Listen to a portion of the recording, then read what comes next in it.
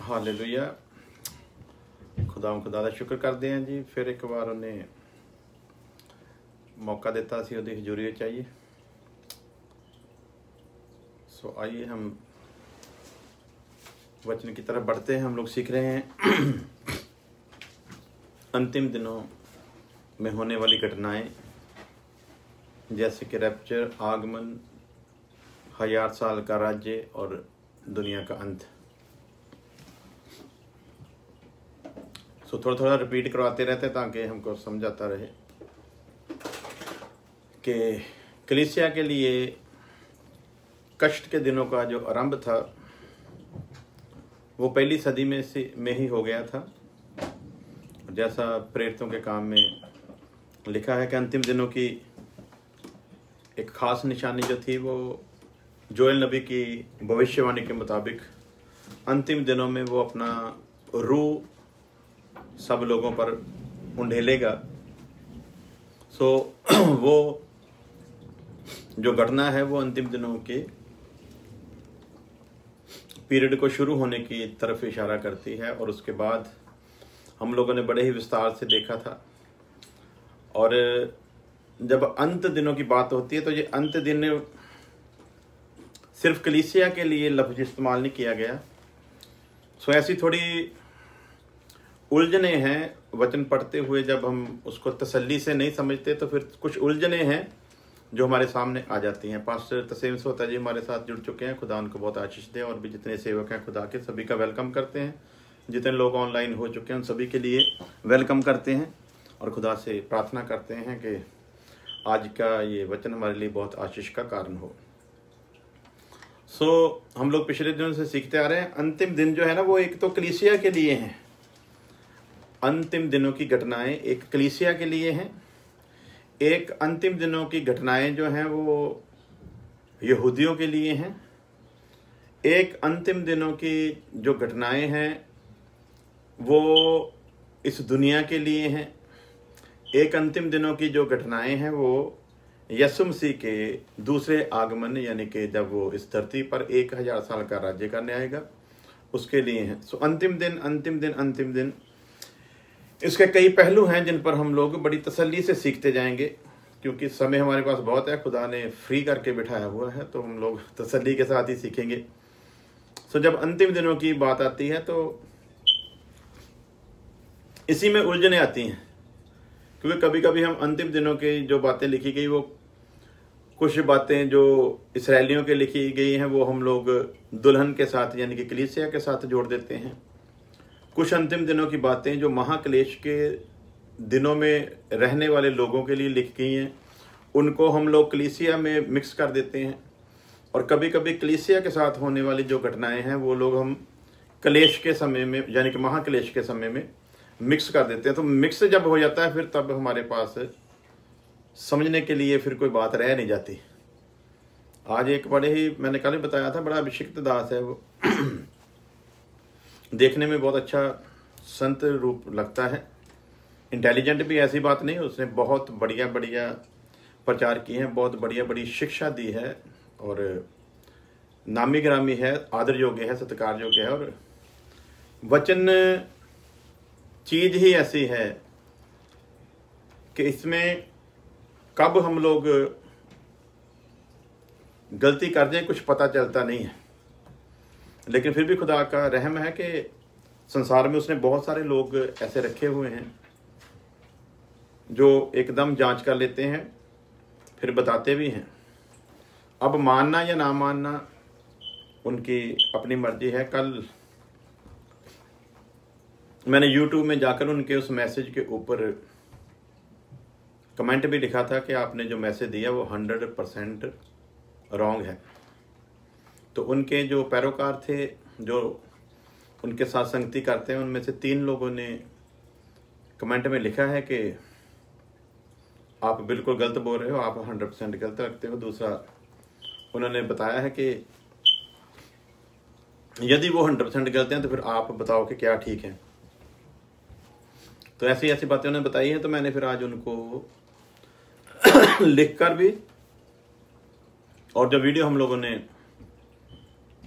Load कर चुके हैं, उनका लिंक भी मैंने उनको भेजा और मैंने बोला कि इसको तसल्ली के साथ पहले सुनो, क्योंकि कभी कभी हमने कुछ बातों पर गौर नहीं किया होता, सामने वाले ने उसको ज़्यादा बारीकी से देखा होता है।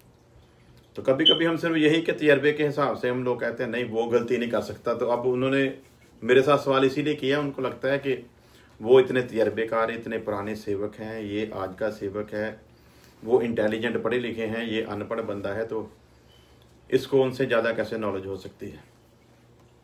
सो ऐसी ऐसी बातें आ जाती हैं। तो हम बार बार बताते हैं, हम भी जो कहते हैं उनको भी आप तभी मानो यदि वचन उस पर मोहर लगाता है और आत्मा आपको ये प्रेरणा देता है कि ये बात मानने योग्य है, तब मानो। अदरवाइज आपके पास भी ये हक है कि आप हमारे साथ सवाल कर सकते हैं। और हमने बार बार कहा कि यदि किसी बात को ध्यान में ना रखते हुए यदि हम कोई ऐसी बात कर दें और सामने वाला यदि उसका वेरवा देकर हमको समझाए तो हम 100% उसे कबूल करेंगे। और जैसे वीडियो बना रहे हैं ऐसे ही सामने आकर जिन लोगों को हम बताते हैं उनके सामने आकर बताएंगे कि ये बात का अनुवाद हमसे गलत हुआ क्योंकि हमने इस बात पर गौर नहीं किया था। तो हमको अगर हमसे कुछ गलत अनुवाद होता है तो उसको मानने में हमको कोई भी झिझक या कोई ऐसी शर्म वाली बात नहीं है, क्योंकि सबसे अहम जो है हमारे लिए वचन ही है और इससे ऊपर कोई नहीं, ना कोई दूसरा, ना मैं ही हूँ। तो चलिए हम जहाँ से शुरू किया था शुरू में वहीं से फिर दोबारा और जो बातें खुदा बताना चाहता है उन पर हम लोग गौर कर रहे हैं। दूसरा थस्सलुनीके उसका 2 अध्याय उसकी 3 वर्ष। वह दिन ना आएगा जब तक, नोट कर लें आप लोग कि वह दिन ना आएगा जब तक। तो इसके आगे क्वेश्चन मार्क कर लें, फिर उसके आगे हम लोग बढ़ते हैं। दूसरा थस्सलुनीके 2 अध्याय 3 वर्ष। वह दिन ना आएगा जब तक। पौलुस उन घटनाओं का वर्णन करता है जो प्रभु के दिन की शुरुआत का संकेत होंगी। मैं फिर रिपीट करता हूं, पौलुस उन घटनाओं का जिक्र करता है जो प्रभु के दिन की शुरुआत का संकेत होंगी और पाप का पुरुष एवं अधार्मिकता के विनाश के बारे में चर्चा करता है। घटनाओं का क्रम इस प्रकार है। नंबर 1, कलीसिया युग के शुरू से अंत तक अधर्म की भेद पूर्ण शक्ति कार्यशील है। शुरू से लेकर अंत तक, जब से कलीसिया युग शुरू हुआ और कलीसिया के उठाए जाने तक, वो जो अधर्म का भेद के बारे में हम लोग जिक्र करते हैं, पढ़ते हैं, वो कार्यशील है।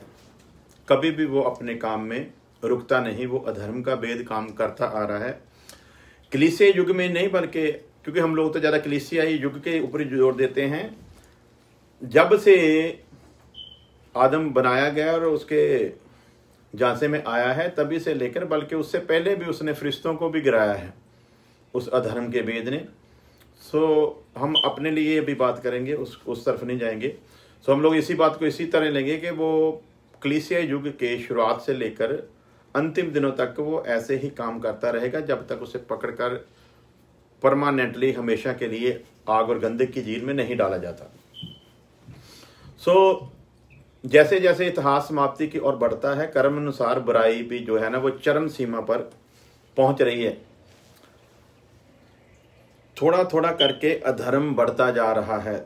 जैसे जैसे अधर्म बढ़ता जा रहा है वैसे वैसे उसके काम करने का जो तरीका है वो भी हम पर प्रकट होता जा रहा है। और जितनी जितनी पावर ताकत उसके पास है उसी अनुसार वो कलीसिया युग में काम करता है। नंबर 2, जैसे जैसे ये सामर्थ्य बढ़ेगा वैसे वैसे कलीसिया में धर्म त्याग बड़े पैमाने पर बढ़ता जाएगा। ये बात नोट करने वाली है धर्म त्याग के विषय में। जैसे जैसे सामर्थ्य बढ़ेगा उसकी, जैसे जैसे उसको काम करने के लिए ज़्यादा ज़्यादा इजाज़त दी जाएगी, वैसे वैसे ही उसकी निशानी होगी कि धर्म त्याग बड़े पैमाने में बढ़ता जाएगा। तो धर्म त्याग के बारे में मैं पहले बोल चुका हूँ, इसलिए उसको ज़्यादा मुझको रिपीट करने की ज़रूरत नहीं है कि धर्म त्याग का मतलब ये हिंदू, मुस्लिम, सिख, ईसाई, क्रिश्चियन, बौद्धी, जैनी नहीं है, बल्कि धर्म त्याग का मतलब हम लोग पिछले दिनों में सीख चुके थे कि जो कलीसिया है वो विश्वास से भटकेगी, सत्य को प्यार नहीं करेगी, असत्य की तरफ ज़्यादा झुकेगी, गलत तलीम की तरफ ज़्यादा ध्यान होगा, झूठी भविष्यवाणियों पर ज़्यादा यकीन करेंगे, और हर वो काम जो अधर्म को प्रकट करता है उसकी तरफ उनका झुकाव ज़्यादा होगा। और उसका दूसरा प्रूफ है कि वो सत्य पर चलने वालों का विरोध करेंगे। जो सच्चाई पर खड़े हैं, सच्चाई को बयान करते हैं, उनका वो विरोध करेंगे। ये मतलब है धर्म त्याग का। बहुत लोग इसको धर्म त्याग को सोचते हैं, शायद वो लोग यीशु मसीह का पक्के तौर पर इनकार कर देंगे या क्रिश्चियनिटी को छोड़ देंगे। सिर्फ ये मतलब नहीं है, बल्कि इसका ये मतलब है जो मैंने आप लोगों को बताया है। जैसे जैसे सामर्थ्य बढ़ेगा वैसे वैसे कलीसिया में धर्म त्याग बड़े पैमाने पर बढ़ता जाएगा। इसकी तुलना जो है वो 3 वर्ष के साथ हम लोग कर सकते हैं। इसी की जो 3 है कि पुरुष इन घटनाओं का वर्णन कैसे करता है, और इसकी दूसरी वेरवा हमको मिलता है मैथ्यू चैप्टर 24 और उसकी वर्ष 12। मैथ्यू 24 और उसकी 12 वर्ष को हम लोग पढ़ लेते हैं एक बार, ताकि हम लोगों को पता चल जाए कि इस बात को प्रभु यीशु मसीह ने भी मोहर लगाई है। और वहाँ पर लिखा है, और अधर्म के बढ़ने से बहुतों का प्रेम ठंडा हो जाएगा। अधर्म के बढ़ने से ये बात क्लियर करती है कि ये अधर्म और धर्म की यहाँ जो बात हो रही है वो मजहब की बात नहीं है, हिंदू मुस्लिम सिख ईसाई की बात नहीं है, वो पाप के कामों की तरफ इशारा करता है। हालेलुया। और इसको दूसरा तिमोथियस, संत पौलुस का तिमोथी के नाम लिखा हुआ दूसरा खत, उसका 4 अध्याय उसकी 5 वर्ष में हम इसको यूं पढ़ते हैं, क्योंकि ऐसा समय आएगा कि लोग खरा उपदेश ना सह सकेंगे। जैसे मैंने अभी आपको इसकी परिभाषा बताई है। फिर रिपीट करता हूं, क्योंकि ऐसा समय आएगा कि लोग खरा उपदेश ना सह सकेंगे। खरी बातें उनको अच्छी नहीं लगेगी, खरी बातें उनके कान की खुजली होगी, जलून होगी। खरी बात को सुनकर उनको गुस्सा आएगा। क्यों? क्योंकि वचन उसके पाप को उघाड़ेगा। वचन शीशे की तरह उसको उसकी असली शक्ल दिखाएगा। जब वचन उसको शीशे के समान उसकी असली शक्ल दिखाएगा, उसकी पाप, उसकी गलती, उसका अधर्म जो है वो आईना बनकर वचन उसको बताएगा। और वचन जो आईना, जो असली चीज, जो असली शक्ल बताता है, उसको देखकर वो अपनी शक्ल को सुधारने की बजाय क्रोधित होगा। शक्ल को सुधारने का यत्न नहीं करेगा, बल्कि शीशे को तोड़ने का यत्न करेगा। अब शीशे का कोई कसूर नहीं, वचन आईना है। वचन का कोई कसूर नहीं, वचन आईना है, और आईना तो वही दिखाएगा जो आप हैं। आईना तोड़ने से काम नहीं चलने वाला, बल्कि शक्ल को सुधारना होगा। तो अंतिम समय में ये समय होगा। आज मेरी फिर तबीयत खराब है, मैं आपसे माफी चाहूंगा। बार बार मुझको थोड़ा प्रॉब्लम है, तो आप लोग बुरा ना मनाएं। देखते हैं फिर के, क्योंकि ऐसा समय आएगा कि लोग खरा उपदेश ना सह सकेंगे, पर कानों की खुजली के कारण अपनी अभिलाषाओं के अनुसार अपने लिए बहुत तेरे उपदेशक बटोर लेंगे। उपदेशक इनके पास जाएं वो बात अलग है, लेकिन ये उपदेशकों को ढूंढेंगे। ऐसे बहुत तेरे उपदेशकों को ये ढूंढने लगेंगे। इसलिए ढूंढने लगेंगे क्योंकि इनको ऐसे उपदेशक चाहिए जो इनके घमंड को और उभारने की कोशिश करें। इनको ऐसे उपदेशक चाहिए जो इनके साथ सहमत हों। इनको ऐसे उपदेशक चाहिए जो इनके अनुसार चलने वाले हों। इनको ऐसे उपदेशक चाहिए जो इनकी हाँ में हाँ मिलाने वाले हों। ऐसे उपदेशकों को ये अपने लिए ढूंढने की कोशिश करेंगे, और ये ऐसे लोग होंगे जो चाहेंगे कि सेवक हमसे पूछे हम किस बात को सुनकर खुश होते हैं, उसको देखकर सेवक जो है वो वचन सुनाए। मुझे याद है पिछले दिनों में मेरा भी एक ऐसा तजर्बा था। मैंने अपने बेटे के लिए गवाही दी थी कि मैं बड़ा उदास कभी कभी हो जाता था अपने बेटे को लेकर, और इस बात के लिए उदास होता था कि वो मेंटली तौर पर पूरी तरह तैयार नहीं है, हार्ट पेशेंट होने के नाते, और उसको भले बुरे की पहचान नहीं है, तो वो एक स्पेशल चाइल्ड है। तो उसके लिए मैं बता रहा था एक मंच पर किसी दूसरे देश में कि मेरे बेटे की ये हालत है, और उसको देखकर मैं पहले जब वचन का इतना ज्ञान नहीं था तो कभी कभी व्याकुल हो उठता था। तो मैं बता रहा था कि अब वचन की जब गहराई समझ आई है तो मैं अपने उस बेटे के लिए खुदा का बहुत शुक्र करता हूँ कि खुदा ने मुझको एक ऐसी आशीष दी है कि हम अभी खड़े हैं मसीह में, कल का पता नहीं खड़े रहेंगे कि नहीं, लेकिन एक बच्चा घर में खुदा ने ऐसा दिया है जो 100% खुदा की बादशाहत का अधिकारी है। सो मैं उस बच्चे के लिए शुक्र करता हूँ, और अब मैं कभी भी खुदा से उसकी शिफायत के लिए कभी भी दुआ नहीं करता कि खुदा तो इसे चंगा कर। वचन की बहुतायत के कारण, ज्ञान की उत्तमता के कारण अब मैं कभी भी उसके लिए ये दुआ नहीं करता कि खुदावन तू फिजिकली तौर पर इसे ठीक कर दे, जैसे आम लोग प्रभु यीशु मसीह को शाफी दाता समझकर उसके पास जाते हैं और उसके पास दुआएं करते हैं, जैसे आप लोग आज कल देखते हो चंगियाई सभाएं। सो इसीलिए तो मैं उसके लिए मैं बोल रहा था कि मैं अब उसके लिए शिफायत नहीं करता, और मैंने उसमें एक वर्ड जोड़ा था कि मैंने खुदा से ये मांगा है, खुदा अगर तो तूने इसको ठीक करना होगा तो मेरी एक ही इल्तजा है, क्योंकि हम लोग खुदा को ऑर्डर नहीं दे सकते, विनती कर सकते हैं, मिन्नत कर सकते हैं, रिक्वेस्ट कर सकते हैं, प्रार्थना कर सकते हैं। तो मैंने बता रहा था कि मैं खुदा से यही प्रार्थना करता हूँ कि खुदा अगर तेरी कोई योजना कभी हुई इस बच्चे को तू ठीक करे, तो बस मेरी एक ही इल्तजा है, ठीक इसको इसी शर्त पर तू करना कि ये तेरे राज्य का वारिस रहे, और जब ये ठीक हो तो तेरी सेवा करे और सिर्फ सेवा करे। तो इसलिए तू जब भी कृपा करे इस पर तो इसी तरीके से करना कि ये तुझ में बना रहे। अगर इसने ठीक होकर संसार की तरफ ही जाना है तो फिर मेरी यही दुआ है कि ये कभी भी ठीक ना हो, वो अच्छा है। इस बात को वहाँ बहुत, उनमें से बहुत लोग मुझको पसंद करते थे, बहुत लोग मुझको सुनना पसंद करते थे। तो बाद में आपस में चर्चा करते थे, उनमें से फिर एक ने मुझको बताया, बोलते वो आपकी उस बात से लोगों को बहुत ठेस पहुंची, लोगों को वो आपकी बात अच्छी नहीं लगी। तो मैंने बताया कि लोगों को अच्छी नहीं लगेगी, क्योंकि उनके सुनने का, उनके सोचने का, उनके समझने का ढंग जो है वो अलग है। और मैं ये खुदा की बातें इसलिए नहीं बताता कि लोगों को वो अच्छी लगे या ना लगे, मैं ये खुदा की बातें लोगों को इसलिए बताता हूं कि मेरे खुदा को अच्छी लगे, उसको अच्छी लगनी चाहिए, किसी को लगे या ना लगे। क्योंकि अब हम ये तो नहीं है कि हम प्रचार करें बाद में लोगों से कॉपी पर लेकर लिखें, हाँ जी आपको अच्छा लगा जी कि नहीं लगा, अगर नहीं लगा तो फिर मैं अगली बार आपको अच्छा लगने वाली बात बताऊंगा। सो मैंने लोगों को अच्छी लगने वाली बात नहीं बतानी है, बल्कि मैंने मेरे प्रभु को जिसने मुझको खड़ा किया उसको अच्छी लगने वाली बातें बतानी है। इसलिए खुदा का दास संत पौलुस कहता है कि यदि मैं इंसानों को खुश करता तो परमेश्वर का दास ना होता। हमको इंसानों को खुश करने के लिए नहीं बुलाया गया, अपने बुलाने वाले और लोगों में भेजने वाले परमेश्वर को प्रसन्न करने के लिए हमको बुलाया गया है। तो वचन में लिखा है कि ऐसा समय आएगा कि लोग खरा उपदेश ना सह सके। अब खरी बातें जो है ना वो लोगों को पसंद नहीं है।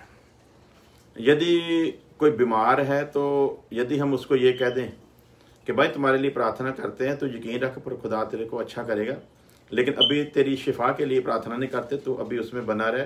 क्योंकि यदि तू बीमार रहेगा ना, जितनी देर तू बीमार रहेगा उतनी देर तू दुआ भी ज़्यादा करेगा, तू टिका भी रहेगा, तू शुक्रगुजारी भी करेगा, तो वचन भी पड़े। जिस दिन तू ठीक हो गया उस दिन तू काम पर भागेगा, फिर तेरा टाइम जो है ना वो बंट जाएगा। जब ऐसी बात किसी को बताएंगे तो वो तो उसको बुरी लगेगी ना, वो उसके लिए बर्दाश्त से बाहर होगी। तो ऐसे ही जब सच बताओगे तो चुभेगा। तो हम लोग तो यही कहते हैं कि वो हिस्सा चुनो खुदा से जो खुदा के साथ आपको जोड़ कर रखे, चाहे बीमारी हो, परेशानी हो, बर्बादी हो, कुछ भी हो, ऐसा हो जो खुदा के साथ आपको जोड़े रखे। अगर तंदुरुस्ती में भी आप खुदा को उसके साथ जुड़े रहें तो वो तो सबसे अच्छी बात है। लेकिन कोशिश करो उसी हिस्से को चुनो जिसमें आप खुदा के साथ बने रहें, जहाँ शुक्रगुजारी बहुत आय से हो।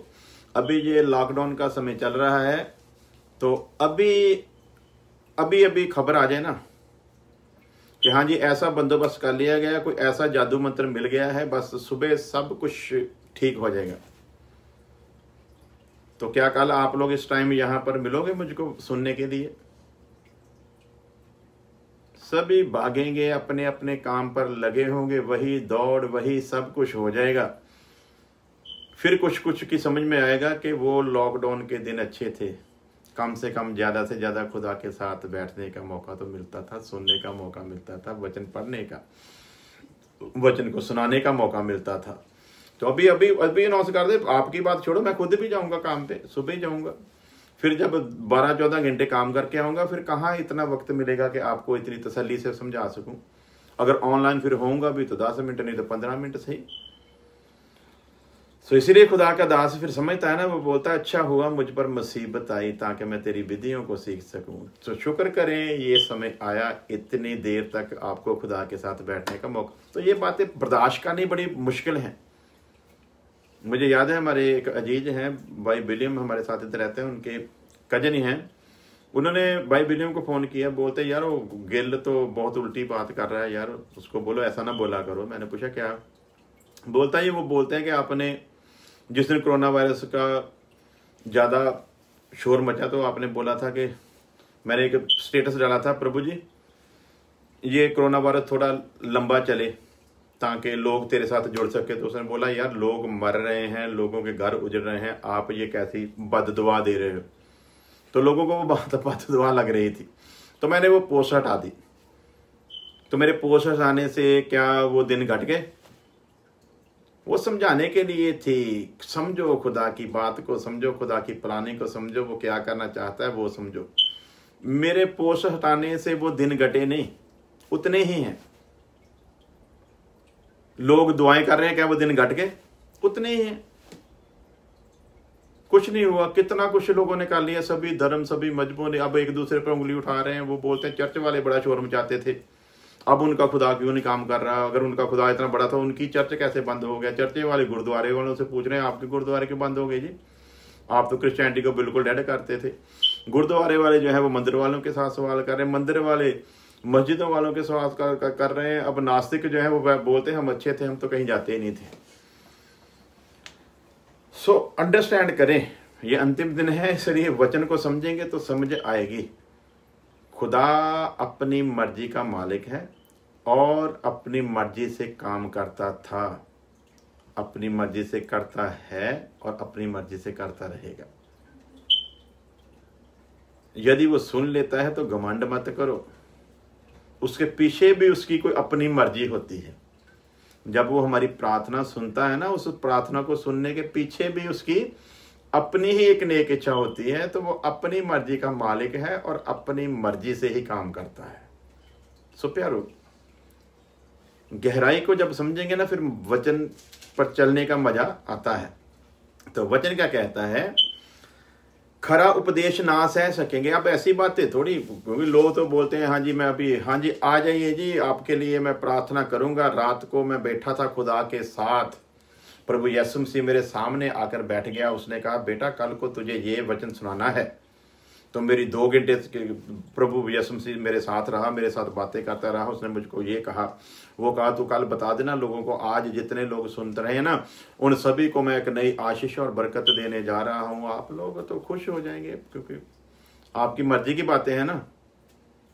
तो यदि अब मैं आपको बताऊं कि प्रभु रात को मेरे साथ बात कर रहा था, वो कहता था कि लोगों को बोलो कि सीधे हो जाओ वरना बहुत बड़ी लानत भेजने वाला हूँ आप लोगों को। यार ये कैसा बंदा है, ये क्या सुना रहा है? क्योंकि सच सुनना हमारे लिए बड़ा मुश्किल है, लेकिन याद रखो सच सच ही रहेगा, उसे आप जुठला सकते नहीं। मैंने कल पोस्ट डाला था, सच हार कर भी जीत जाता है, सच हार कर भी जीत जाता है, सच मर कर भी जिंदा रहता है। सच लगता है हारा हुआ, लेकिन हार कर भी जीत जाता है। झूठ जीता हुआ नजर तो आता है, लेकिन जीत कर भी हार जाता है। सो इसलिए जो सच है ना, उसको समझने की, उसको कबूल करने की आदत डाल लो, मजा आएगा। सच से भागो नहीं, सच का सामना करो, सच को अपनाओ, सच पर चलने का फैसला लो, फिर मजा आएगा। सो क्या लिखा है, खरा उपदेश ना सह सकेंगे कानों की खुजली। कानों की खुजली के कारण अपनी अभिलाषाओं के अनुसार, इनको कैसा चाहिए, इनकी अभिलाषाओं के अनुसार चाहिए, जो इनकी अभिलाषाओं को उठाए, इनकी अभिलाषाओं को और प्रेरणा दे, इनकी मर्जी की बातें करे। ऐसे उस्तादों के लिए ये ढूंढेंगे, ऐसे उस्ताद ये ढूंढेंगे जो इनको इनकी इच्छा पर छोड़ दें कि हाँ जी आप बस संडे आया करो, टाइथ दिया करो, दान दिया करो, जितना बोगे उतना ही मिलेगा। तो इनको ऐसे चाहिए जो इनकी मर्जी की बातें करें। अच्छा शराब पीते हो, कोई बात नहीं, पी लिया करो, बस संडे को चर्च आ जाया करो। बुराई करते हो, कर लिया करो, संडे को चर्च आ जाया करो। यानी कि जो कुछ भी करते हो करो, मजे करो, बस संडे को आया करो, टाइथ दिया करो, खुदा इसी में आपको आशीष और बरकत देने वाला है। जितने मर्जी लोग इकट्ठे कर लो, बहुत दुनिया इकट्ठी हो जाएगी। हम लोग कभी क्यों नहीं आते इधर आपके लिए प्रार्थना करने के लिए? आइए, मैं प्रभु के लिए दास हूँ, मैंने आपके लिए प्रार्थना करनी है। मैं इधर आपके साथ प्रार्थना करने क्यों नहीं बैठता? क्या मुझको प्रार्थना करनी नहीं आती? यदि मैं प्रचार कर सकता हूँ तो क्या मैं आपके लिए प्रार्थना नहीं कर सकता? क्या जो ढोंग आज लोग कर रहे हैं, क्या मुझको वो करना नहीं आता? लेकिन मैं आपको बताता हूं, मैं समझाता हूं। अंतिम दिन है, इसलिए समझो। प्रार्थना आप खुद अपने पिता से करो, यही आपके लिए बेहतर है। हमसे प्रार्थना मत करवाओ। हमको जिस काम के लिए खुदा ने चुना वो काम हमसे करवाओ। हमको खुदा ने अपने वचन की सेवा के लिए चुना है। इस वचन का प्रकाश उसने हमको दिया है, ये हम आप तक लेकर आए, इसको आप सीखो। इसी वचन में लिखा है आपको दुआ कैसे करनी है। इसी वचन में लिखा है आपका रिश्ता खुदा के साथ कैसा होना चाहिए। जब हम ऐसी बातें बताएंगे, विरोधी कहेगा नहीं जी वो लिखा है जेम्स में, याकूब की पत्री में कि यदि तुम में कोई बीमार हो तो वो कलीसिया के बुजुर्गों को बुलाए। तो आप लोग फिर फटाफट उस तरफ जाओगे। यानी कि आपको एक प्रार्थना करने वाला चाहिए, आप खुद नहीं करोगे। तो मैं बता चुका हूँ 2 वजह होती है। जहाँ तो पाप किया है, बीमारी, मुसीबत, परेशानी आई है, जहाँ खुदा आपको निखारना चाहता है। दोनों ही आपके लिए हैं। अगर पाप किया है तो माफ़ी मांगो खुदा के, फिर दासों को बुलाओ। अगर पाप के कारण बीमारी आई ना, फिर बुलाओ, फिर वो आपके लिए प्रार्थना करेंगे। यदि आपने पाप भी किए होंगे तो वो माफ हो जाएंगे, वहां वचन में लिखा है। लेकिन यदि आपकी उन्नति और तरक्की के लिए आप पर मुसीबत आई है तो फिर दुआ करो आप, खुदा तूने मुझको निखारने के लिए मुझे इस आग में डाला है, अब ये समर्थ दे कि मैं इस आग पर जय पाकर तेरे सामने जय पाए हुए की शक्ल में खड़ा हो सकूं। लेकिन हम लोग जीतना ही चाहते हैं। हम लोग बोलते हैं कि सेवक ही लड़ें। हमको तो हमारे घमंड को ऊंचा करने के लिए बातें बताएं, इतना ही काफी है। इसलिए लिखा कानों की खुजली के कारण अपनी अभिलाषाओं के अनुसार बहुत सारे उपदेशक बटोर लेंगे। बटोरने मतलब पता है ना, इकट्ठे करेंगे, है ना, बटोर लेंगे और अपने कान सत्य से फेर कर कथा कहानियों पर लगाएंगे। इतने तुहानू सुनाई ना कथा कहानियां, तुसीं बड़े खुश होना। और आज यही हो रहा है। ये अंतिम दिनों के दिन चल रहे हैं, इसलिए ये सब कुछ हो रहा है।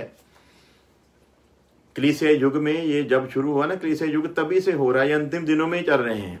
और जैसे जैसे दिन नजदीक आ रहे हैं वैसे वैसे ये बढ़ रहा है बड़े पैमाने पर। शुरू में इतने टपोरी नहीं थे, आज बहुत हैं। शुरू में कम कोई टपोरी नजर आता था, अभी बहुतायत से हैं। तो ये बहुतायत से होने का कारण है कि वो अधर्म का बीज जो है ना, उसका जो सिस्टम है वो बढ़ रहा है। उसने जो बीज बोया वो जवान हो रहा है। वो काम जो है वो चरम सीमा पर पहुंच रहा है। इसलिए लिखा है कि वो कथा कहानियों, आज हम भी कथा कहानियां शुरू कर दें। आपको हम लोग बहुत अच्छे लगे। हम लोग चोट करते हैं इसलिए बुरे लगते हैं। लेकिन जो चोट खाएगा ना वही सीधा होगा। डेंट शेंट ओदे निकलने हैं। जो कहेगा कि चोट मारो बस, डेंट नहीं रहना चाहिए। तो आप बोलते नहीं डेंट रहने दो, इसी के ऊपर कोई स्टिकर वगैरह लगाने की कोई प्लान हमको बताओ, इसको छुपा दें, डेंट निकालो मत, डेंट को छुपाने का कोई तरीका बताओ। ऐसे सेवक चाहिए इनको जो इनका डेंट ना निकाले, क्योंकि डेंट निकालने के लिए चोट मारनी पड़ेगी। ये बोलते चोट मारने वाला नहीं हमको चाहिए, हमको तो वो चाहिए जो सलाह हमको दे कि इस डेंट को छुपाने के लिए क्या करें, इसके नीचे कुछ रख के उसके ऊपर कुछ स्टिकर वगैरह लगा दें, डेंट भी छुप जाए, जो बुरा लगता है वो भी नजर ना आए और हमारा काम भी हो जाए। प्यारो, ये उन लोगों के लिए लिखा गया है जो ऐसे लोग हैं जो अपनी इच्छा से सेवक ढूंढते हैं, अपनी मर्जी से ढूंढते हैं ताकि उनकी अभिलाषाएं पूरी हों, उनकी तमन्नाएं पूरी हों, वो जो चाहते हैं पाप के गंदे मंदे काम भी करें और मसीह में भी बने रहें। सो प्यारो, ये अंतिम समय के बारे में हम लोग जो सीख रहे हैं उसके ये निशान है कि अब बढ़ रहा है।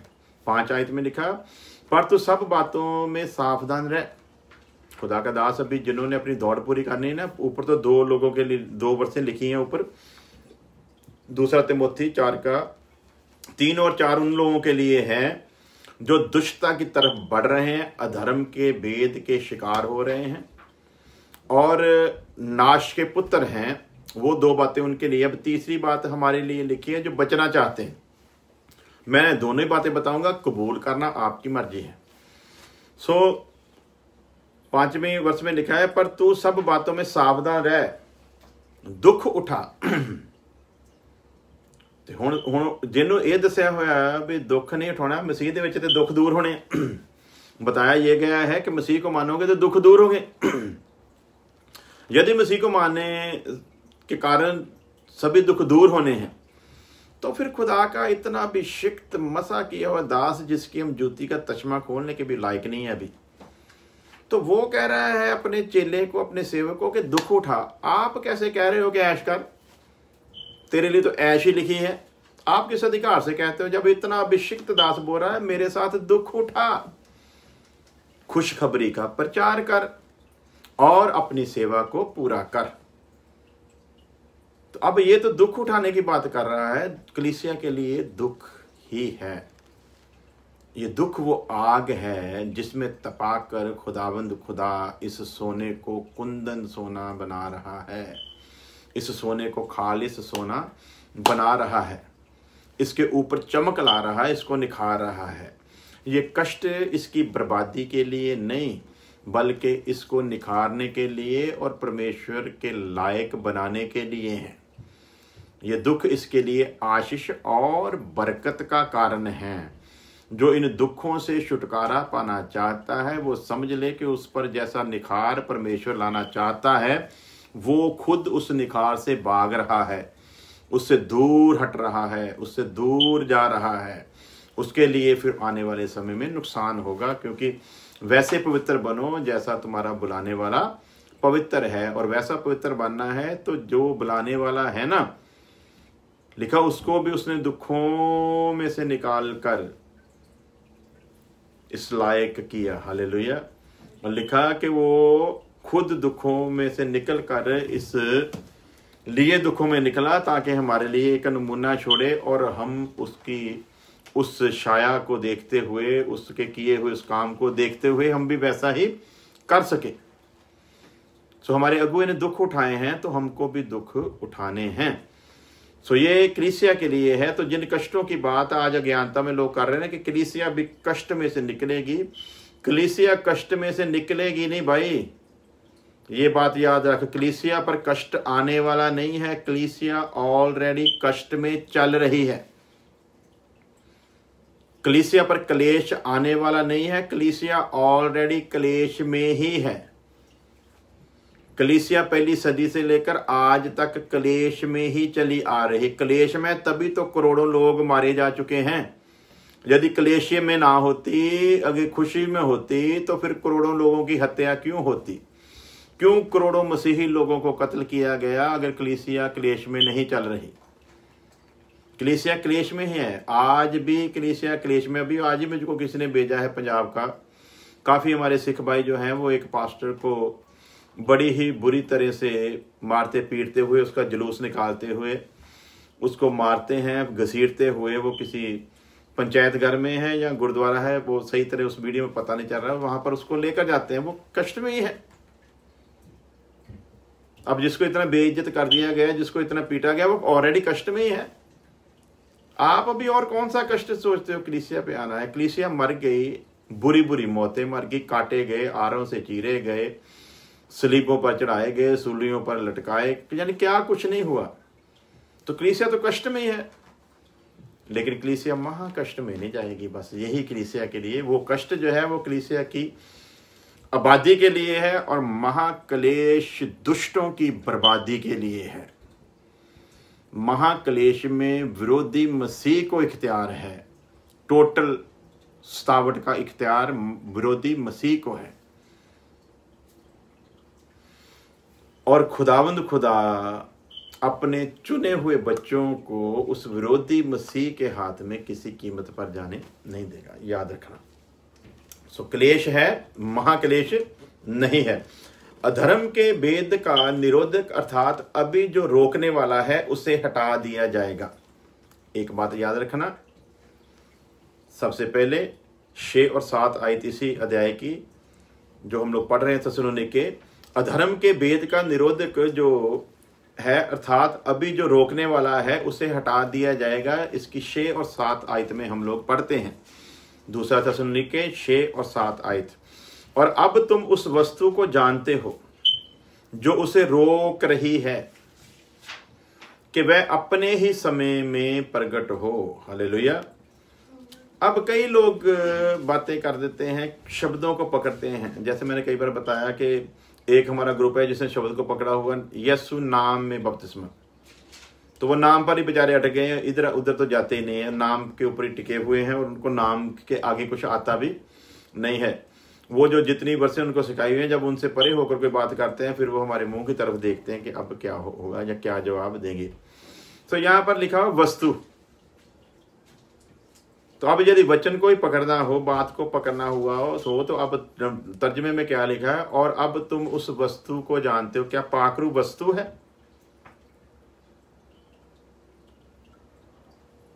पाखरू परमेश्वर है, तो परमेश्वर को हम वस्तु कहेंगे? तो शब्दों को पकड़ लेते हैं, शब्दों की बीमारी लगी हुई है।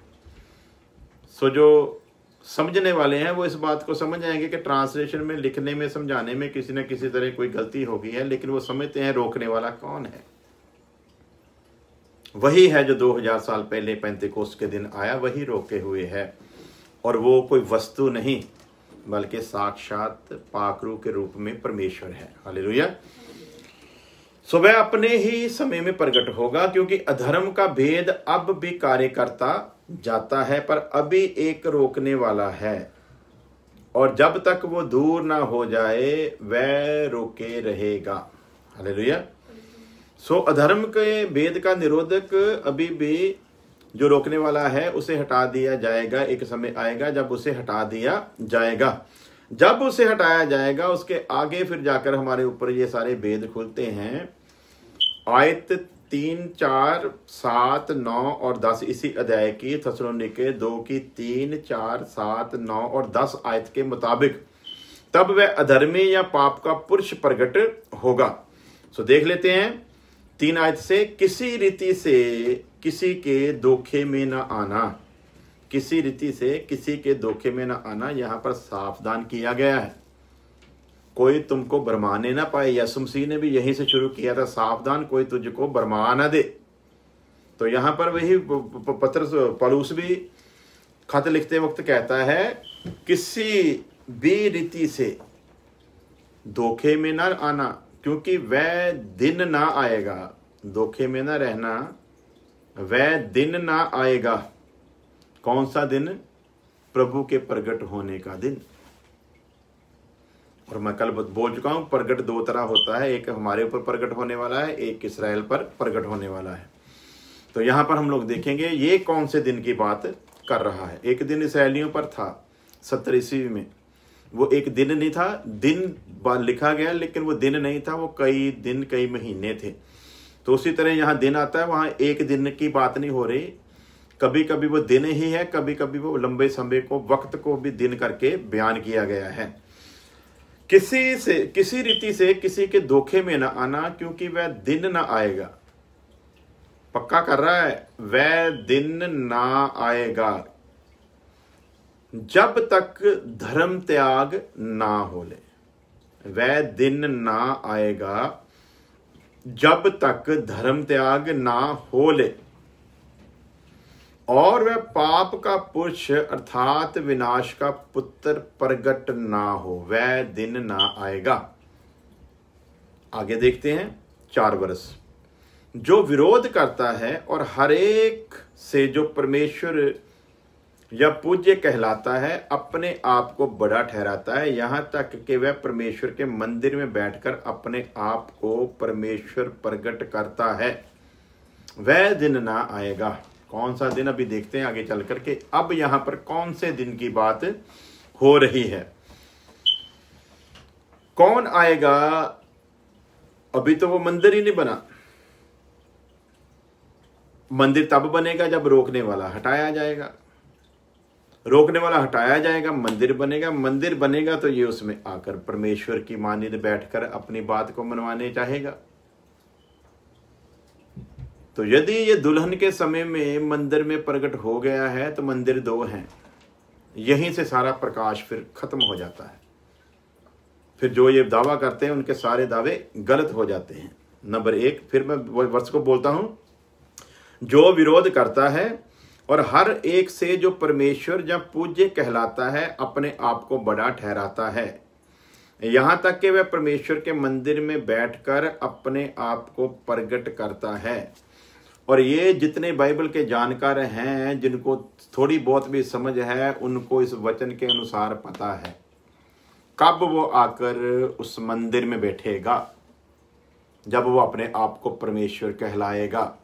मंदिर बनेगा तो बैठेगा, बैठेगा तो परमेश्वर कहलाएगा, परमेश्वर कहलाएगा तो किन पर ये विरोधी मसीह प्रकट होगा, वो भी साफ तौर पर हमको पता है। जिन पर वो प्रकट होगा ना, उनके बारे में भी लिखा है। तब ये थोड़ी लिखा है कि जो न्यूयॉर्क में हो वो न्यू जर्सी की तरफ भाग जाएं, जो न्यू जर्सी में हो कनेक्टिकट की तरफ भाग जाएं, जो कनेक्टिकट में हो वो कैलिफोर्निया की तरफ भाग जाएं, जो कैलिफोर्निया में हो वो कनाडा बॉर्डर की तरफ भाग जाएं। ऐसा थोड़ी लिखा है। इसके जब मंदिर में प्रकट होने की बात आती है ना, तब एक साफ बात आती है, जो यहूदिया में हो वो पहाड़ों की तरफ भाग जाए। तो क्या, कौन सा अभी भेद है, कौन सा प्रकाशन है जो समझ में नहीं आता?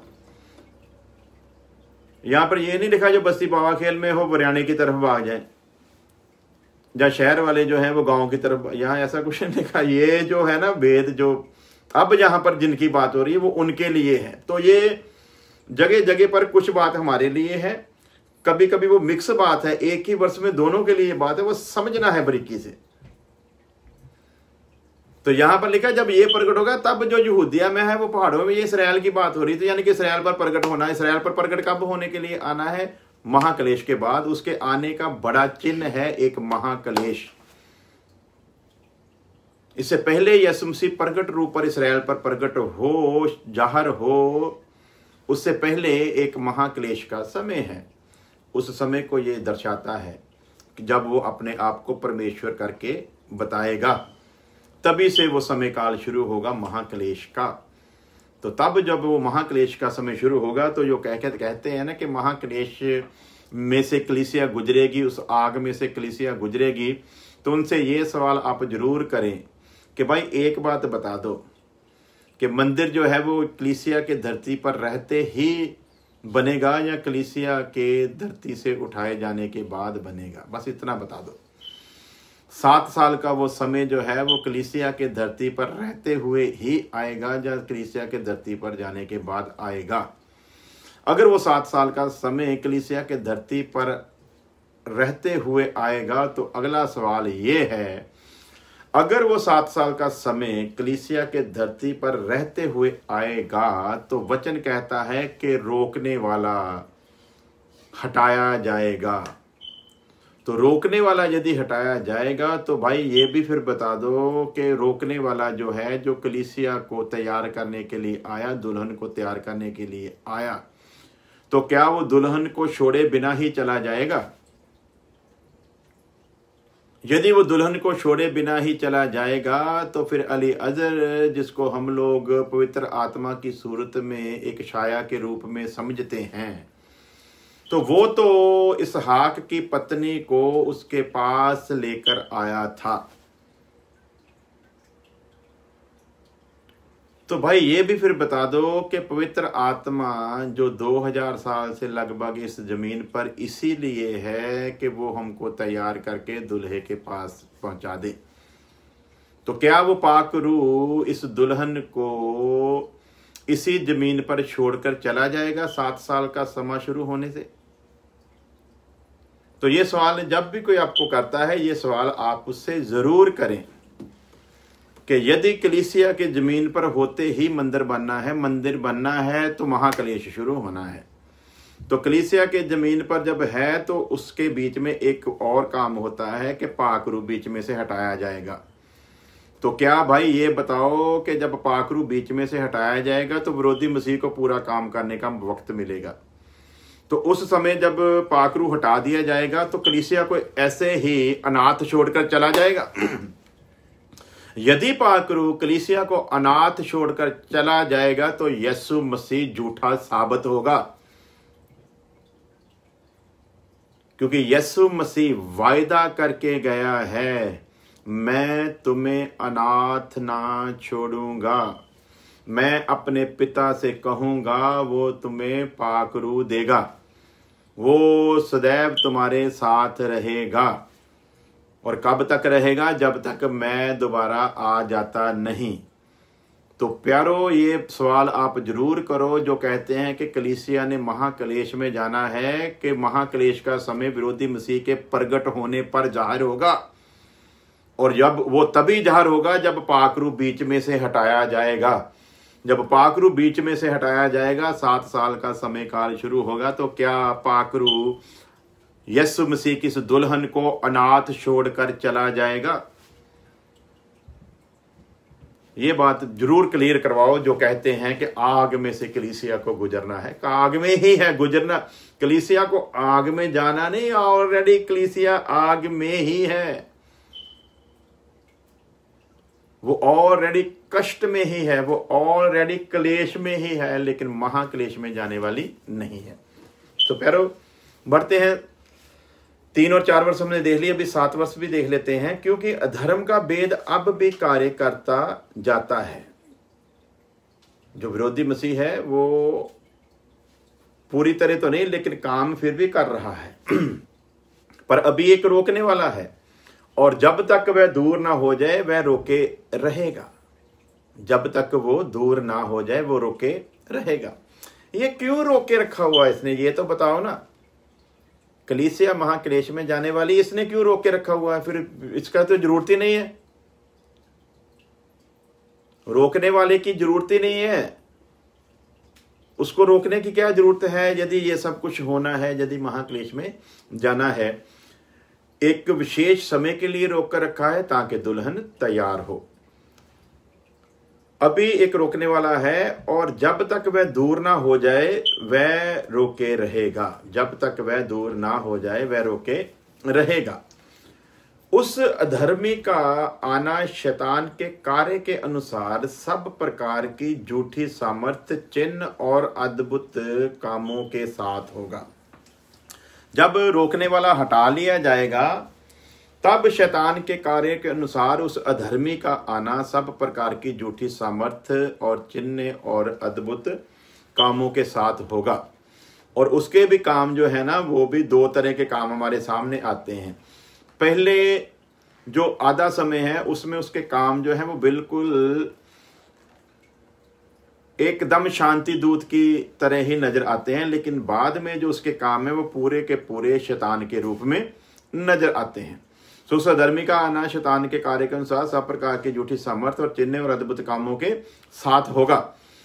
और नाश होने वालों के लिए अधर्म के सब प्रकार के धोखे के साथ होगा। नाश होने वालों के लिए अधर्म के सब प्रकार के धोखे के साथ होगा, क्योंकि उन्होंने सत्य के प्रेम को ग्रहण नहीं किया जिससे उनका उद्धार होता। अब बताओ जी, इस वर्ष में यदि आपको कोई प्रकाशन मिल रहा है तो आप लोगों को पता चल गया होगा, लेकिन नहीं पता तो फिर मैं आपको बताता हूं। नाश होने वालों के लिए धर्म के सब प्रकार के धोखे के साथ होगा। नाश होने वालों के लिए। अब आप बताओ, आप बचाए जाने वालों में से हैं या नाश होने वालों में? आप किस में से हैं? नेट प्रॉब्लम कहते लिख रहे हो? हाँ जी, सही जा रहे? बस जी ਤੁਹਾਡੇ उधर लगती है, क्योंकि इधर तो साढ़े वो देख रहे नाल ते सही चल रहा जी प्रोग्राम। तुसी अपना उधर देखो, चेक करो। सो प्यारो, और नाश होने वालों के लिए अधर्म के सब प्रकार के धोखे के साथ होगा। नाश होने वालों के लिए। हम नाश होने वालों में से हैं या बचाए जाने वालों में से हैं? जो महाक्लेश में लेकर जाते हैं उनसे पहले ये सवाल करो। ये वर्ष क्या कहती है जब वो प्रकट होगा ना? नाश होने वालों के लिए है। हालेलुया। और नाश होने वालों के लिए अधर्म के सब प्रकार के धोखे के साथ होगा, क्योंकि उन्होंने सत्य के प्रेम को ग्रहण नहीं किया। ये किया जो शब्द है ना, इसको आप किसी भी ट्रांसलेशन में पढ़ लेना। किया जो शब्द है वो सीधा सीधा एक मुकम्मल हुए काम को दिखाता है। संत पौलुस यहाँ पर यूहन्ना की तरह किसी दर्शन को बयान नहीं कर रहा, बल्कि संत पौलुस उस मुकम्मल हुए काम को बयान कर रहा है जो उसे खुदा के पाक रूह की प्रेरणा से मिला है। तो यहाँ पर लिखा है, क्योंकि उन्होंने सत्य के प्रेम को ग्रहण नहीं किया जिससे उनका उद्धार होता। इसका मतलब क्या हुआ कि उस अधर्मी के प्रकट होने से पहले जिन्होंने उस सत्य के प्रेम को ग्रहण कर लिया है। तो यहां पर एक और शब्द हमारे सामने आता है जहां से एक तस्वीर और क्लियर होती है। फिर वापस चलते हैं। नाश होने वालों के लिए धर्म के सब प्रकार के धोखे के साथ होगा, क्योंकि उन्होंने सत्य के प्रेम को ग्रहण नहीं किया जिससे उनका उद्धार होता। सो प्यारो, जिन्होंने सत्य के प्रेम को ग्रहण कर लिया है वो अब यहां पर नहीं दिखाई दे रहे। क्यों? क्योंकि जिन्होंने सत्य के प्रेम को ग्रहण कर लिया है ये इसीलिए आया है, नाश होने वालों के लिए अधर्म के सब प्रकार के धोखे के साथ। तो नाश होने वाले कौन है? एक तो नाश में ही हैं, जैसे हम अभी बचे हुओं में हैं, अपनी गलती से नाश हो जाए तो अलग गल है। एक बात है कि एक ग्रुप ऐसा है जो नाश होने वालों में है, जो मानने के लिए तैयार नहीं। एक नाश होने वाले कौन है? जिन्होंने सत्य के प्रेम को ग्रहण नहीं किया। यहां पर ये सीधा सीधा जो है हिंट किन की तरफ जा रहा है? गुनगुने मसीहों की तरफ। ये सीधा सीधा हिंट किन की तरफ इशारा कर रहा है? जो ना मीठे थे ना कड़वे थे। ये उनकी तरफ इशारा कर रहा है जो ना गर्म थे ना ठंडे थे। तो किन के लिए है ये? फिर रिपीट करता हूं। नाश होने वालों के लिए धर्म के सब प्रकार के धोखे के साथ होगा, क्योंकि उन्होंने सत्य के प्रेम को ग्रहण नहीं किया जिससे उनका उद्धार होता। तो प्यारो, ये भी वर्ष पूरा पूरा क्लियर कर रही है कि वो किन के ऊपर आएगा, कब आएगा। उनके ऊपर आएगा तब प्रकट होगा जब वो लोग ही रह जाएंगे जिन्होंने सत्य के प्रेम को ग्रहण नहीं किया था जिससे उनका उद्धार होता। एक तो उनके लिए ये शर्मनाक बात होगी। एक यहूदियों के साथ होने वाला धोखा है जो 3.5 साल के पहले पीरियड में होगा कि वो उसे शांति दूत की तरह कबूल करेंगे, और मसीह के रूप में तो नहीं लेकिन मसीह की छाया के रूप में, कि अब इसके बाद असली जो है वो प्रकट होने वाला है। लेकिन वो शांति दूत भी उनके लिए एक धोखे की वजह बनेगा। तो ये सब उन्हीं के लिए वर्ष जो 10 है ना, ये सब उन्हीं की तरफ इशारा करती हैं, जहाँ वो जिन्होंने उसे कबूल नहीं किया, जहाँ वो जिन्होंने कबूल किया लेकिन उसकी राह पर पूरी तरह चले नहीं हैं। अब देख लेते हैं एक और वर्ष को ताकि और क्लियर हो जाए। आयत 9 के मुताबिक जब परमेश्वर और उसके वचन के विरुद्ध बलवा होगा तब धर्म त्याग अपनी पूरी चरम सीमा पर पहुंचेगा। तो क्या लिखा है 11 वर्ष में? और इसी कारण परमेश्वर उनमें एक भटका देने वाली सामर्थ को भेजेगा ताकि वह झूठ की प्रतीत करें।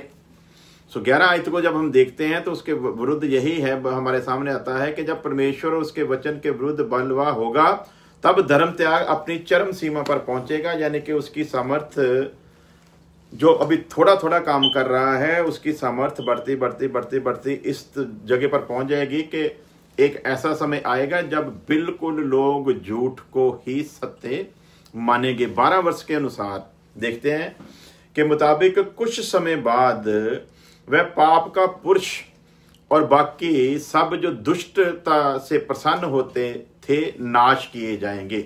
इसी की 12 वर्ष को जब हम देखते हैं तो उसका जो सिस्टम को हम देखते हैं कि 12 के मुताबिक कुछ समय बाद वह पाप का पुरुष बाकी सभी जो दुष्टता से प्रसन्न होते थे नाश किए जाएंगे। कैसे नाश करेंगे? अगर तो दुल्हन यहां पर है तो सवाल यह है कि क्या दुल्हन दुष्टता पसंद है? यदि दुल्हन भी दुष्टता को पसंद करती है तो फिर दुल्हन काहे की? दुल्हन तो उसी को बोला गया है जो दुष्टता से नफरत करती है। दुल्हन तो वही है जो अपने प्रेम करने वाले से प्रेम करती है। दुल्हन तो वही है जो सत्य से प्रेम करती है। तो यहां पर वर्ष 12 में क्या लिखा है? सीधा सीधा लिखा है यहां पर, जितने लोग सत्य की प्रतीत नहीं करते वरन अधर्म से प्रसन्न होते हैं सब दंड पाएंगे। हालेलुया। तो इसके मुताबिक सीधा सीधा होता है कि पाप का पुरुष और बाकी सब दुष्टता से प्रसन्न होते थे नाश किए जाएंगे। कब नाश किए जाएंगे? आगे चलकर देखते हैं। 8 आयत के अनुसार ये सब कष्ट के युग के अंत में होगा। ये कब होने वाला है? 8 वर्ष जब हम पढ़ते हैं उसके अनुसार ये सब कष्ट के युग के अंत में होगा, अर्थात महाक्लेश के बाद मसीह के आगमन पर। इसके साथ ही हम बुक ऑफ रेवलेशन उसका 19 अध्याय उसकी 20 और 21 वर्ष को जब हम पढ़ेंगे तो वो बिल्कुल इसके साथ जुड़कर इसके पूरे के पूरे प्रकाशन को हमारे ऊपर लेकर खोल देती है। सो फिर एक बार मैं रिपीट करता हूँ, 8 वर्ष पहले पढ़ दूं ताकि आप लोगों को पता चल जाए। फिर उसके साथ हम लोग रेवलेशन उसका 19 चैप्टर उसकी 20 और 21 पढ़ेंगे, लेकिन 8 वर्ष में पहले पढ़ दूं ताकि हम लोग उस वर्ष को समझ जाए। हालेलुया।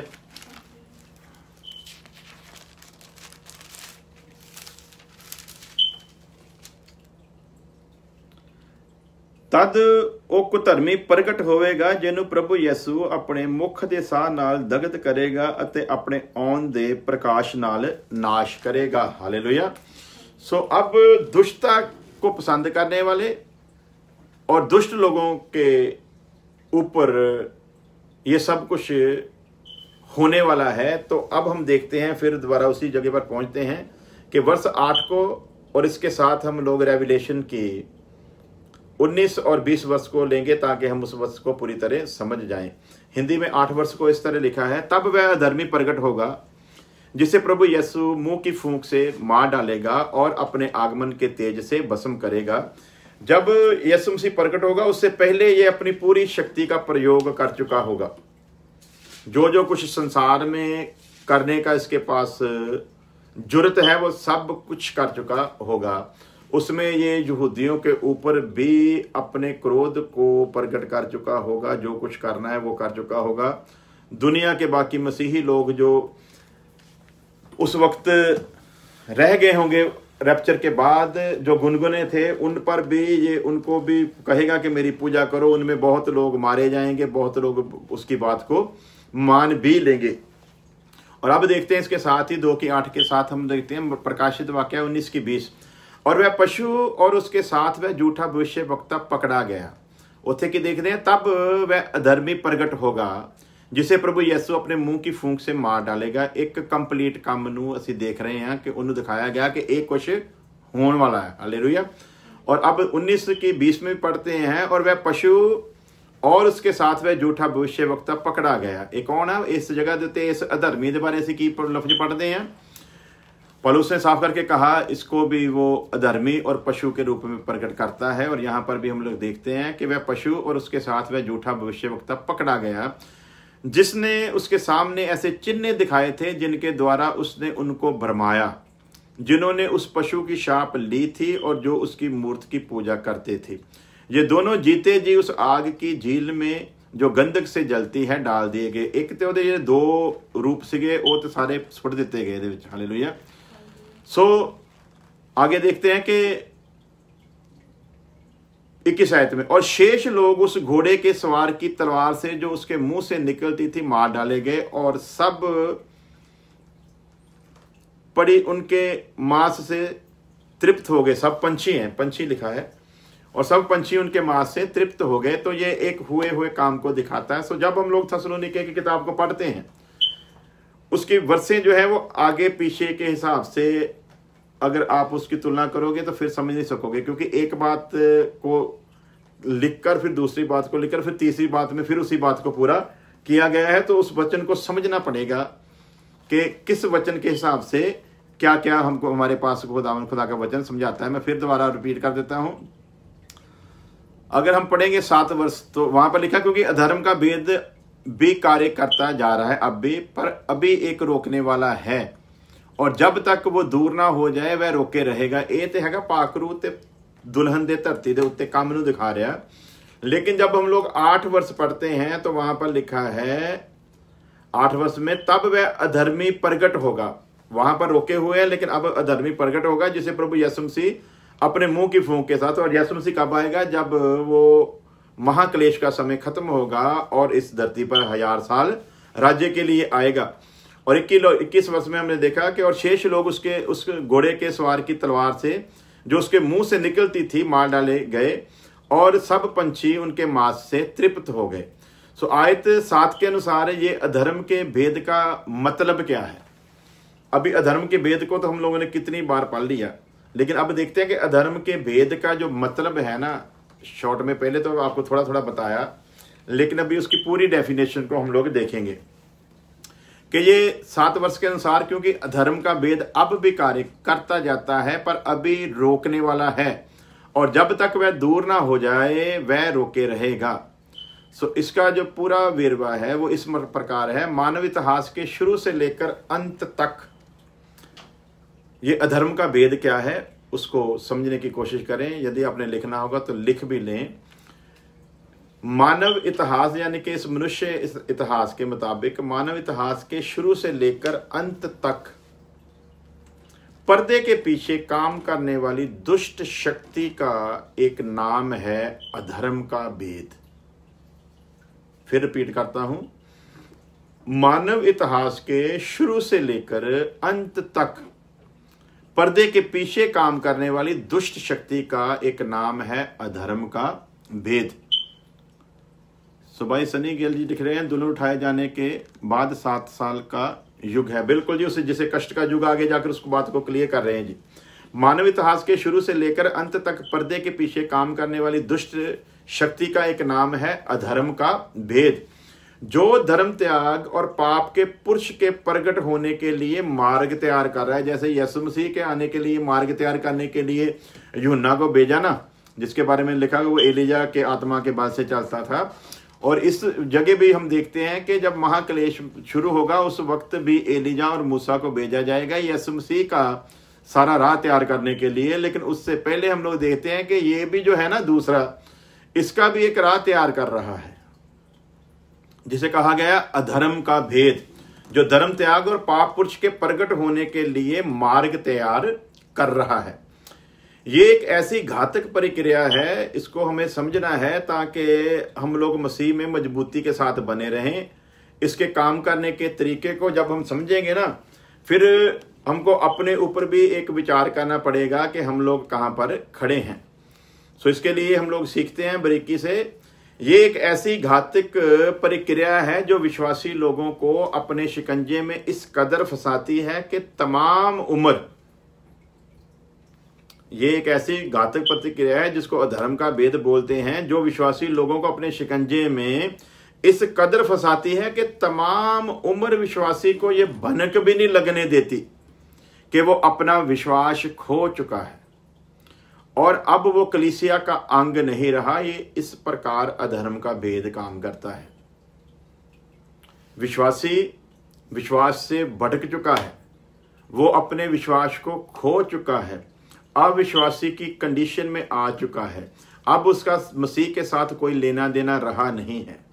लेकिन ये अधर्म का भेद उसको इतना गुमराह करके रखता है कि वो अपने आप को तमाम उम्र मसीह में बहुत अच्छा नेक मानकर चलता है और दूसरों को तुच्छ समझता है, और कलीसिया में वो ऐसा ही समझता है कि मैं इनसे कहीं ज्यादा बेहतर हूं।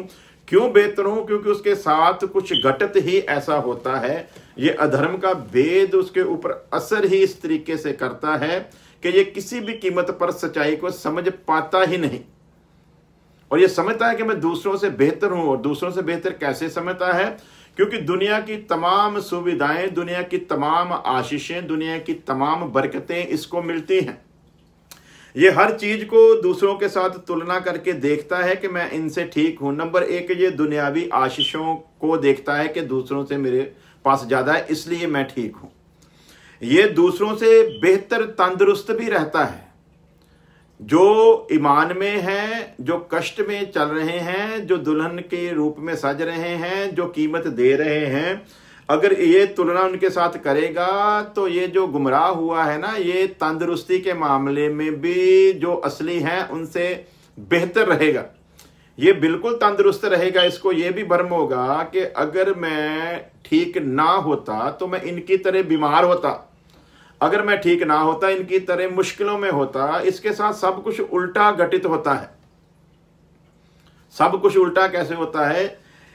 ये फाइनेंशियल तौर पर भी जो असली हैं उनसे ऊपर है, ये तंदुरुस्ती के मामले में भी उनसे ऊपर है। ये हर वो चीज जो संसार में दिखती है, ये हर चीज में आशीष पाया हुआ रहता है। और कभी कभी तो इनमें ऐसे होते हैं जो पूरी उम्र कभी बीमार भी नहीं होते, उनके ऊपर कोई दुख भी नहीं आता। और दूसरा चक्र क्या होता है? विश्वासियों के बच्चे आज्ञाकारी नहीं होते, और इनके बच्चे जो हैं वो बहुत ज्यादा आज्ञाकारी होते हैं। इनके बच्चों का जो सिस्टम होता है वो दूसरे बच्चों से ज्यादा आज्ञाकारी नजर आते हैं, वो दूसरों बच्चों से ज्यादा एजुकेटेड नजर आते हैं। यानी कि हर वो चीज जो एक ईमानदार में होनी चाहिए वो उनमें कम नजर आती है, और जो इनमें नहीं औलाद चाहिए वो बहुतायत से ज्यादा नजर आती है। कभी कभी जो सेवक सही चाल चल रहा है वो बे औलाद नजर आता है, उसको खुदा दूर जाकर कहीं औलाद देता है। इनके पास औलाद के ढेर लगे होते हैं, इनको किसी चीज की कोई कमी नहीं आती। तो ये अधर्म का जो भेद है ये इस तरीके से काम करता है। मैं फिर बताता हूं, जो विश्वासी लोगों को अपने शिकंजे में इस कदर फंसाता है कि तमाम उम्र विश्वासी को ये भनक भी नहीं लगने देता कि वो अपना विश्वास खो चुका है और अब वो कलीसिया का अंग भी नहीं रहा। इस तरीके से वो काम करता है, बल्कि विश्वास खो चुका अविश्वासी अपने आप को विश्वासी लोगों से बहुत ज्यादा ठीक समझता है। यदि इस अधर्म के भेद को कलीसिया ने ना समझा तो ये अधर्म का भेद उनकी बर्बादी का कारण बनेगा। आज जब हम लोग इस विषय को समाप्त कर रहे हैं, विषय को मीन्स आज के इस विषय को, कल को फिर हम इस विषय को आगे लेकर जाएंगे। तो जब हम इस बात को समाप्त कर रहे हैं तो आज ये फैसला लो और अपने आप को चेक करो, कहीं मैं भी इस अधर्म के भेद का शिकार तो नहीं, कहीं मैं भी अपने विश्वास को, जैसे हमने सीखा है कि मैं अपने विश्वास को खो चुका तो नहीं। और यदि कहीं भी आपको कुछ ऐसा वचन के अनुसार प्रतीत होता है तो वक्त है, अभी भी वक्त है, दुल्हा अभी आया नहीं, अभी भी वक्त है, हम तैयार हो सकते हैं। आइए अपनी आंखों को बंद करते हैं, सिरों को झुकाते हैं, दुआ करते हैं। प्यारे खुदावंद खुदा, तेरा धन्यवाद करते हैं तेरी दया, तेरी मोहब्बत के लिए, तेरे नेक वायदों के लिए। खुदावंद सचमुच ये अधर्म का भेद जो शुरू से ही काम करता आ रहा है और धीरे धीरे जैसा तेरा वचन बताता है हम इसके काम में बहुत ज्यादा तीव्रता को, बहुत ज्यादा तेजी को देख रहे हैं। और इस अधर्म के भेद के काम का बढ़ना इस चीज का प्रमाण देता है कि तू बहुत जल्द अपनी दुल्हन के लिए आने वाला है और तू बहुत जल्द इस्राएल पर प्रकट होने के लिए आने वाला है। क्योंकि जैसे जैसे ये अधर्म का भेद बढ़ेगा, पाप चरम सीमा पर पहुंचेगा। जैसे जैसे ये अधर्म का भेद का काम बढ़ेगा, धर्म त्याग होगा। जब जब ये अधर्म का भेद बढ़ेगा, हम जानते हैं तब तब लोग शिक्षा से हटते जाएंगे। झूठे भविष्यवक्ता खड़े होंगे, झूठी तालीम देने वाले खड़े होंगे, नीच कमाई करने वाले खड़े होंगे, कलीसिया को गुमराह करने वाले खड़े होंगे। और ये सब चीज की निशानियां हैं कि तेरे आने का समय बहुत नजदीक है। इसलिए खुदावंद खुदा, हम दुआ करते हैं जैसा तेरे वचन में लिखा कि तू किसी का नाश नहीं चाहता। सो होने दे कि लोग तेरे आत्मा के प्रकाश में रहते हुए तेरे वचन और ज्ञान को समझते हुए खुदावंद इस अधर्म के भेद का मुकाबला करते हुए, इसकी सारी चालाकियों के ऊपर जय पाते हुए, तेरे पुत्र के उस आगमन पर जो कलीसिया के लिए, जो दुल्हन के लिए है खुदावंद, ये लोग अपने आप को तैयार कर सके। सारे समय को तेरे मुबारक हाथों में देते हैं खुदावंद। जितने भी लोगों ने प्रार्थना करने के लिए कहा, उन सब को तेरे सामने लाते हैं, तेरे तख्त के सामने लाते हैं। तो उन पर अपना बड़ा फजल कर खुदावंद। कल हम फिर जब इकट्ठे हों, तेरी रहमत को मांगते हैं। यदि तेरी आमद में देर है तो कल फिर हम तेरे वचन को सीख सके, तेरी कृपा को मांग लेते हैं। हमारी प्रार्थना को सुन ले मसीह यीशु के नाम में, आमीन। अब हमारे खुदावंद यीशु मसीह का फजल, खुदा बाप की मोहब्बत, पाक रूह की संगत अब से लेकर हमेशा तक उसके तमाम लोगों के साथ बनी रहे, आमीन।